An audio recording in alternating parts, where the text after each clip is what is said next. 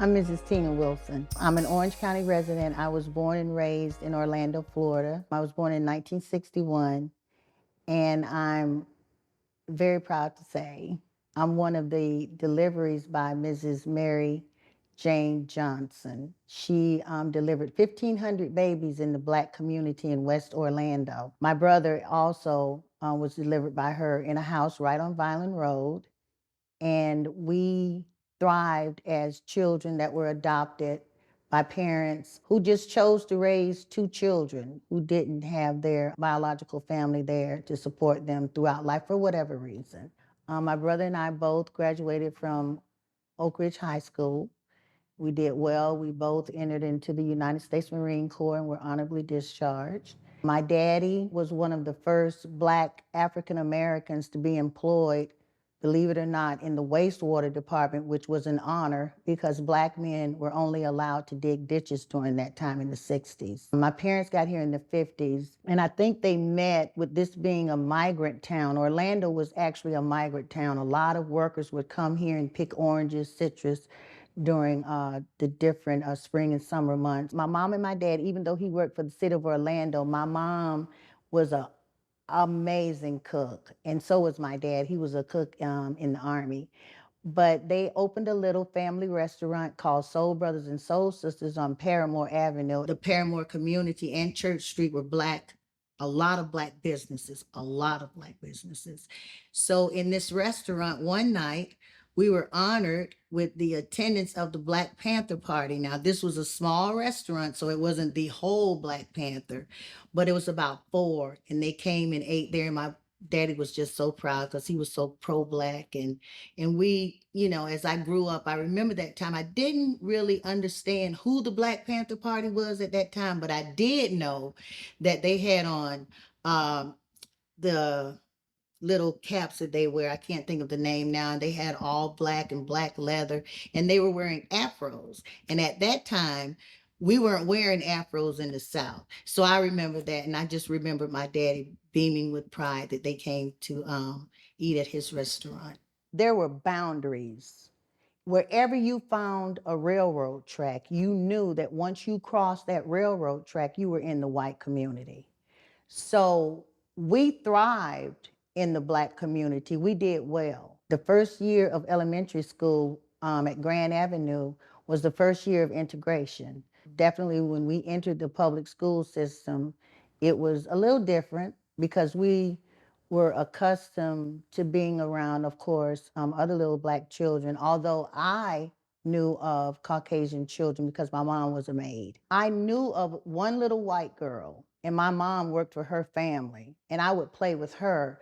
But to hold hands with little white children and to play in their hair and all that stuff, children don't know racism. So we we all played together. I thought their hair felt like my baby doll's hair, and we would play in their hair, but there wasn't any. Children do not know racism. So we would hold hands, we would, decorate the maypole and stuff like that. So it really wasn't a difference. And I never knew of racism as far as white families coming in terrorizing, the schools or the white kids. Now, when we got older, of course, racism, reared its ugly head, but going to an integrated school, it was nothing for me. Well, Paramore, like I remember, a lot of children that were born when I was born in the 60s, we all went to Dr. Smith Nursery. And that was on South Street. And I remember that South Street was a clay road before they expanded it. I remember seeing people on Saturdays and Sundays after church. They would dress up, and the men wore processed hair, and the women were still wearing A-line dresses, and they were just Black folks everywhere because a lot of Black-owned business. They would walk down the street, and my parents in their restaurant, they had a jukebox. And I remember so distinctly that they would come in and play that jukebox in the little linoleum flooring, and they would dance, and I can still see my daddy with that buffer, buffering up the black shoe marks from them dancing. But it was very vibrant. You didn't have to lock your doors. when my daddy bought us a house in Richmond Heights, I remember all the families had daddies. There weren't any single moms, possibly because of veteran housing, and a lot of families moved there. Of course, you had to be a two-parent home, but I just remember the Black community thrived. And then when I returned home from the military and cocaine infiltrated our community, and a lot of children and a lot of the older families, even the affluent families, the book hearts, all of the dentists and doctors and whatnot, they died off, and some of the children moved away, sold the property. You had different people come in and just buy up our community, and then in came the influx of cocaine, and there went our Black community. Initially, it was like, wow, things have really changed. We had an influx of what they call the Miami boys. Believe it or not, the community was still somewhat thriving, even though there were drugs in the community. And I knew about drugs. If you're in the military, you know about drugs. However, to see such a crumbling of foundations. The housing, they became, I didn't know that we could have what was called the ghetto in Orlando. I mean, even though you lived in wooden houses, you still had a front yard, and you were accustomed to seeing older mamas and daddies sitting on the porch, and grandmamas and dipping snuff, and on Sundays you smell all this good food. But then things begin to deteriorate to a point that it became dangerous, because wherever you have drugs, you're going to have crime, and you're definitely going to have violence. So for me to come back and even be victim to that violence, I was hit by a stray bullet in downtown Orlando. And the whole time I served in the military, even though I missed combat, I never thought I would come back to a Black community and get shot. So it was, as they say, surreal, but I was really disappointed. With the expansion of downtown Orlando, then a lot of our Black communities were overtaken by I-4 West. There went the project housing, and we actually had a Black owned part that was just for us.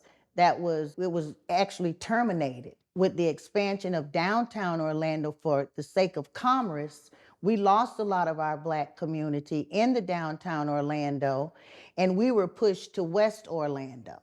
So for the sake of tourism, because when Walt Disney World came here, which my parents, we were one of the first to go there, and every time we had relatives, everybody wanted to go to Walt Disney World. I think with it becoming such a tourist attraction, we lost a lot of our redevelopment. A lot of the homes in downtown Orlando were rentals, but a lot of the homes were owned. Slumlords, they infiltrated our community. They charged too much for little wooden houses. And so we also had the gas company that came and built, their company right in the middle of the Black community. We had too many manufacturers in this building here, and so we lost the right to redevelop and to own our own businesses. They just, it really became the second deterioration of our Black community besides the drugs. So it was just like a no-win situation. So I think at this point in my life, I have to create a bridge. I can't undo what's already been done, but I have to create a bridge for our young people to understand that their history didn't start with being raised in a single home. Their history started way from the continent of Africa. We're Pan-African. We're a whole people from a whole continent. And so I think we, baby boomers, need to create these bridges. We need to close this gap, these stigmas that all Black men with locks smoke weed, all young ladies. It's typical for me even to hear, how many children do you have? I don't have any children, but I have a husband. We really need to get back to teaching our young women, respect yourself, put on some clothes. You don't have to be with the bad boys. If you get caught in the car and he has drugs, you're going to jail too. We need to get back to good wholesome teaching and incorporate God back into the family as it was. Family is the nucleus of society, and we have too much running back and forth. This woman, she's been heartbroken, and God did make it where we could procreate. I don't have a problem with 4 baby daddies and 10 children, or 10 baby daddies and 5 children. I do have a problem with us giving up on ourselves. Our young women need to understand I'm a queen. I come from a heritage of strong Black, my ancestors are queens and kings. And I need to settle down. I need to raise the children that I have. I need to get my heart mended, and only God and mental health awareness. We need to bring that into the community. A lot of our young women and a lot of our young men, they need therapy. Therapy is not the devil. Therapy will help us get upper echelon as far as our mental health is concerned. We're leaving our children begging for love and attention. We're leaving them. You know, we've given up on our children. They go to jail, they go to juvenile, they go to prison, all because of one thing. And we need our Black men back in the home. We need our Black men to step up and say, no, boy, pull your pants up. Stop cussing. Stop doing this, and stand. Because these boys, they need encouragement, but they need correction. Juneteenth Project Coalition, my husband, he's such an amazing icon in my life as a Black man. He really epitomizes who my daddy was as a Black man. So one of the things that we wanted to do during the Trayvon Martin, we wanted to definitely be a part of ensuring that, for one, with our Black sons, and we do have a Black daughter as well, that this didn't happen to them. So if we go out and advocate and be that passionate source for another family that has lost a child, God forbid we had to go through that. But I've always been pro-Black. My husband, he's always been a compassionate man of God. So we started First Juneteenth Protest Coalition. However, we felt that was a little too confrontational in the title or in the name of our nonprofit, which is a 501c3. So we changed it to Juneteenth Project Coalition. It was 2 years after the Emancipation Proclamation was set in motion, it was passed, that enslaved Africans were freed. But it took 2 years for that to get to Texas. So the day after the general that came in and announced, hey, you know, you have to let these enslaved Africans go. The day after the scatter, enslaved Africans said, okay, I'm out of here. A lot of them were raped, lynched, tortured. The plantation owners refused to let them go, but a lot of them were, actually some of them stayed on the plantations, and they worked for low wages or whatever, but a lot of them just left, which was a great thing. So they created a big party. It was noted as Juneteenth celebration because Juneteenth, because we were actually in Texas, it happened June 19th. So it became the Juneteenth celebration. We feel that getting back to that narrative where we need to free ourselves, we have the ability to free ourselves. We have the ability to step up and say, hey, we're not looking for excuses. We're not looking for a handout. However, our ancestors did have a foot in creating this America, you know, a free America, America with railroads and red lights. And I mean, we've done our thing too. We have inventors, and we have a right to sit at the same table because more than likely we built it. And we just want to be counted as not a third of a human being, but as a whole human being. As I stated before, we're a whole people from a whole continent. You brought us here, so apparently you needed our help. So let's help each other. Before we can get to all lives matter, Black lives have to matter, because it's so critical that you have this culture that we're right here in America. Most of our children were born right here in America. And with our ancestors, and even people in my mom's generation and before, my mom was only 2 generations from slavery. So we need to one, dismantle racism. We need to dismantle that whole narrative. And there needs to not be racism, which started with the Black community. See, we were brought here, we were lynched, we went through hell and back. We have other cultures that have come here, and they chose to come to the land of the free and the brave. You know, this is a melting pot of different cultures. However, we've been so stigmatized. We've been murdered, we've been gunned down, and we're still here, and we're still trying to maintain a prominent stance in our communities and say, hey, listen, we have Black mothers that are dying at a higher rate than white mothers. Why is it that Black mothers are dying? Why is it that our culture is taking the brunt of everything that's wrong in America? So we want to create a table that's diverse. We want that diverse table, but help us get there. Help us get there. We can't advocate for other cultures, and we can't advocate and be with our white brothers and sisters if they have to keep coming to say, well, why are you kicking him? You know, why is the dog attacking my friend Jamal just because he's Black? We want this whole diverse table where we can all just love on each other. And first and foremost, I want this to go on record that if we put God first, He'll make this thing right. He'll make this thing right. We need God in our families. I'm not too big on, I think it's a parent's job to teach their children about God and love and whatnot. I think when we go to school, we're there to learn. So we don't need to really enforce that unless you're in a parochial school. However, I just want us to get to a point where the racial imbalance, because it's come to the point where our narrative has been pushed aside because of everybody else's narrative. Our civil rights are no longer civil rights.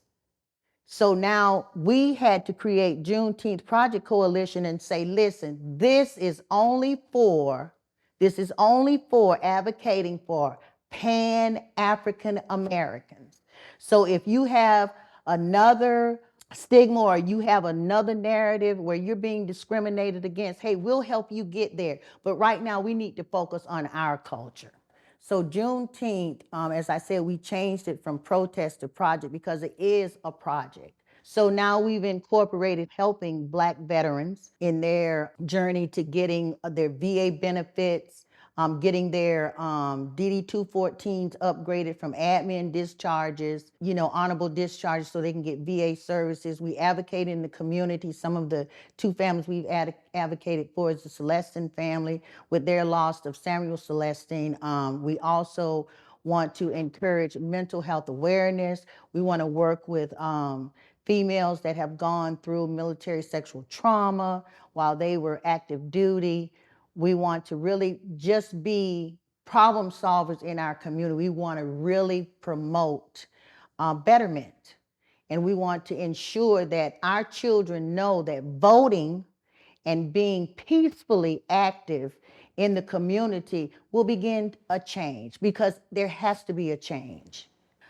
Getting advocacy for young Black mothers, for juvenile delinquents, getting our convicted felons, giving them the opportunity to prove to society that they can be trusted to come back, live fruitful lives. We want to work with our veterans. And this coalition, we want to ensure that anyone that comes to us, even though we may not be able to help you with your particular discrimination, we can get the assistance that you need from another organization. I just can't wait for you to hear my husband's amazing testimony. And thank you so much for what you're doing and giving our families, and especially those of baby boomers that have a story to tell. Thank you for getting it out there, Nakia.